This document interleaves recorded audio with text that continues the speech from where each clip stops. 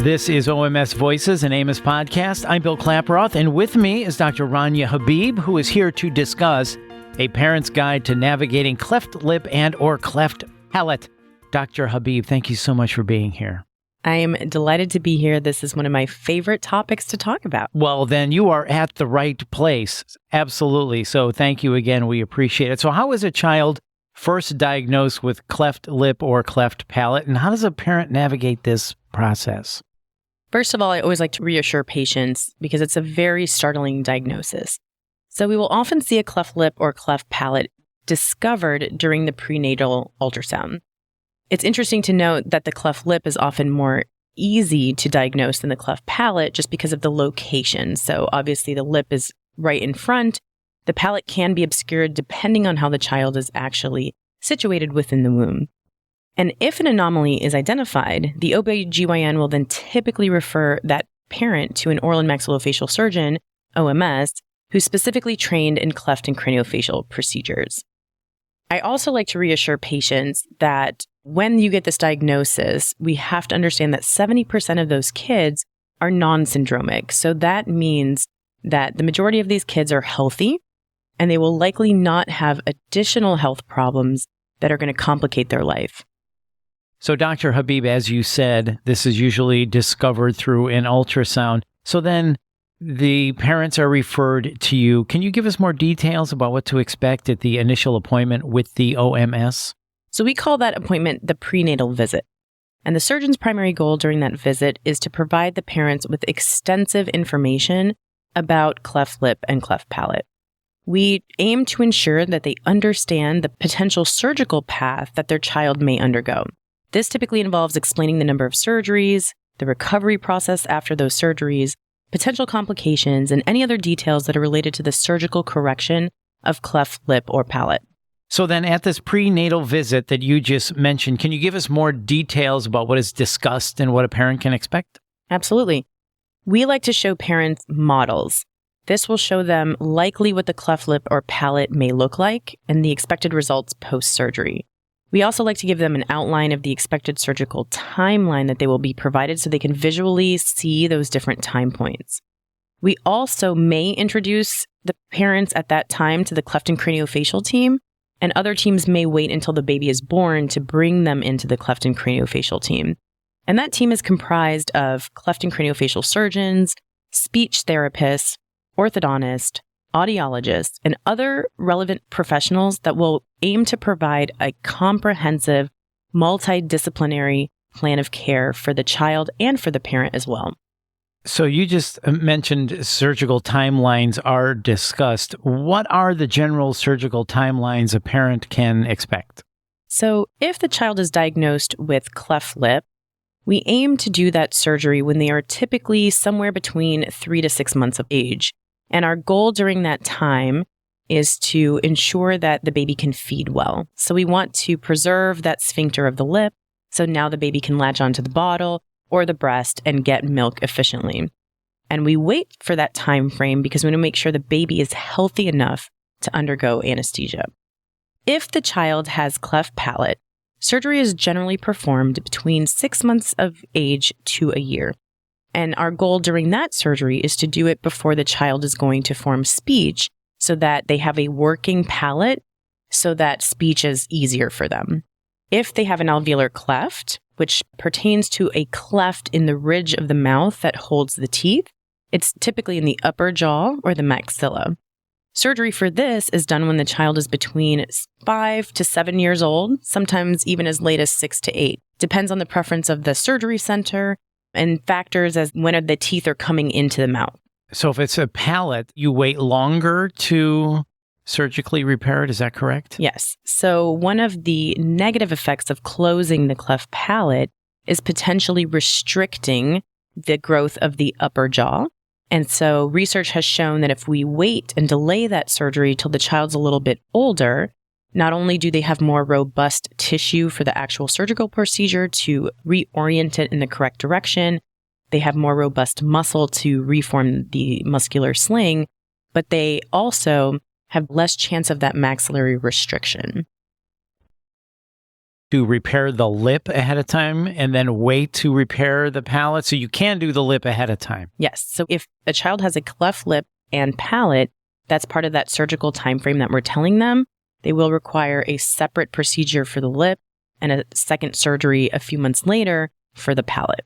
And then it's also important for the lip too for feeding, right? If a woman is breastfeeding so the child can latch on, you really have to correct that lip, I would think, sooner rather than later. Yes. Since feeding is a big part of the baby gaining weight and having adequate nourishment for development, closing that lip and reconstructing the sphincter of the lip will help with both bottle feeding and breastfeeding.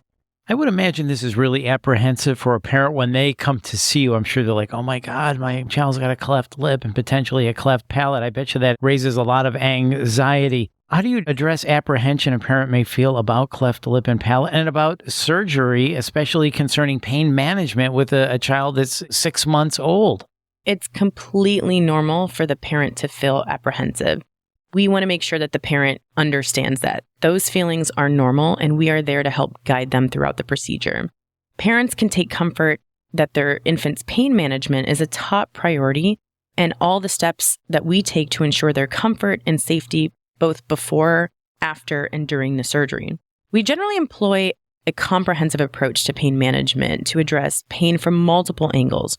We enjoy ensuring the infant experiences little discomfort as possible, and we definitely check on that patient several times throughout the postoperative procedure. So the oral and maxillofacial surgeon, who's a cleft and craniofacial trained surgeon most of the time, will prescribe necessary medications that can include ibuprofen. So you're thinking about, trade name could be Advil. So an anti-inflammatory. We've shown that when we decrease inflammation, we're decreasing pain. Acetaminophen, common name is Tylenol. Again, an excellent pain control. It helps with any postoperative fevers or temperatures that they might have. And very rarely we will use stronger pain medications. And we will do that on a case-by-case basis. And we will dose those stronger medications if needed to optimize minimizing the side effects. So then obviously I think we know what the goal then is of cleft lip and palate surgery. But generally, what is the outcome then that you are searching for from a professional standpoint? Our goal is to restore form and function to the child. Surgery can provide significant improvement in the child's appearance, quality of life, ability to breathe, eat, and talk. Lip closure involves rearranging the skin, muscle, and other tissues in the lip into a more correct position to close the gap and improve function. The palate surgery is done to improve primarily swallowing and speech, and the oral maxillofacial surgeon will discuss with you the multiple surgical techniques that are potentially needed to accomplish these goals. So form and function is really what you're after, which is really the end goal of that. So speaking of that end goal of surgery and treatments, then what is the final end goal that you're searching for? So to reiterate, obviously form, which we say appearance. We want that lip to look beautiful. We want it to be even. We want it to have minimal scarring. We want the nasal sill of the nose to be even so that both nostrils have even size. We want to try to minimize in the palate any scarring so that the palate can elevate and they can speak and they can perform swallowing. And this allows the child to grow and develop normally with minimal physical signs of the initial anomaly. So our goal is to do this as aesthetic as possible, to try to return it to what it would look like as if they had never been born with a cleft lip or palate. So often it's just a small little scar that is visible. Cleft lip and palate surgeries have evolved over the years, and many children who undergo these procedures go on to lead healthy, normal lives with minimal evidence of their initial condition.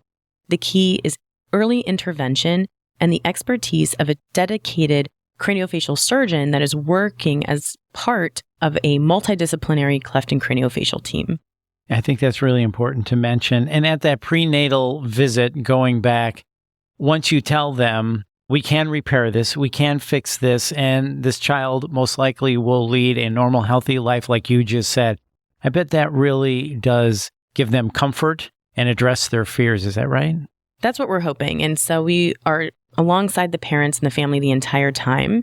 Obviously, there may be apprehension as to the number of surgeries that are needed to correct the different anomalies that exist with cleft lip and palate. So the alveolar cleft, if there's growth restriction in the midface, and now their bite is off when they're older and we need to do jaw surgery to correct that bite. We're going to walk them through every stage of that.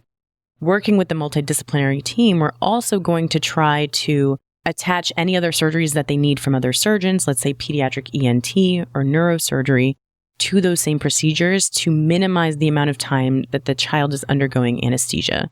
So safety is our utmost concern, and also decreasing the fear and the apprehension of the family.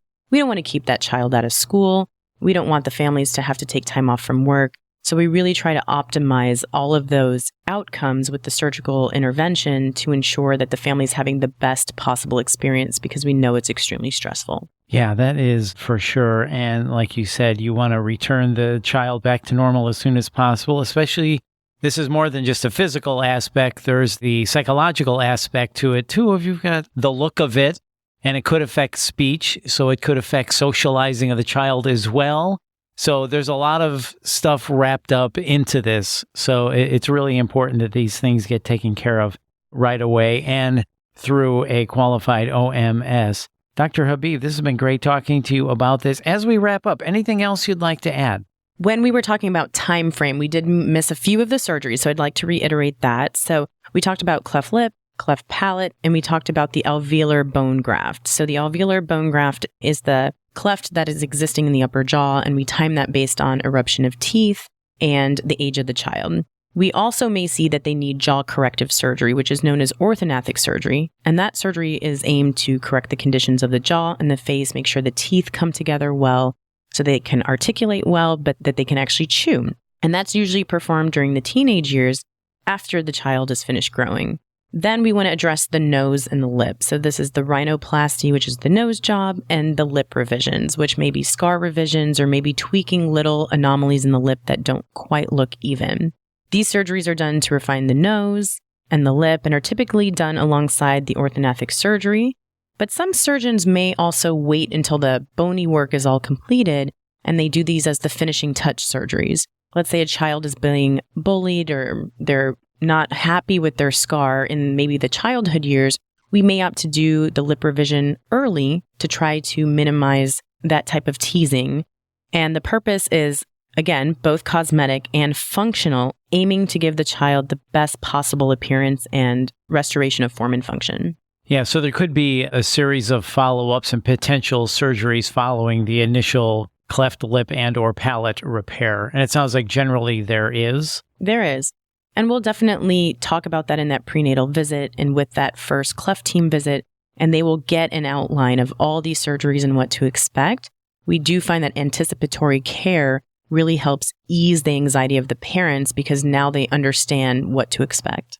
Yeah, but I think the hope is there. Like you said, this is something that can be repaired and the child will go on to live a normal, healthy life. Absolutely. We tell those families your child should be able to sing, jump, do any sport they want, and be absolutely normal, just with a little scar. And of course, we're talking about the non-syndromic patients. And if it is a syndromic patient, meaning there are other medical conditions that are accompanying the cleft lip and palate, we are going to help coordinate care of those conditions as well on that multidisciplinary cleft and craniofacial team. Yeah, well, thank you for that. That's a great way to wrap it up. Dr. Habib, thank you so much for being here. Thank you. This is one of my favorite topics, and it's a real joy to be able to help parents ease the anxiety a little bit when they get this diagnosis. So thank you for having me.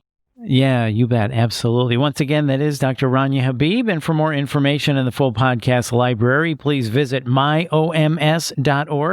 And if you found this podcast helpful, please share it on your social channels and don't forget to subscribe. Thanks for listening.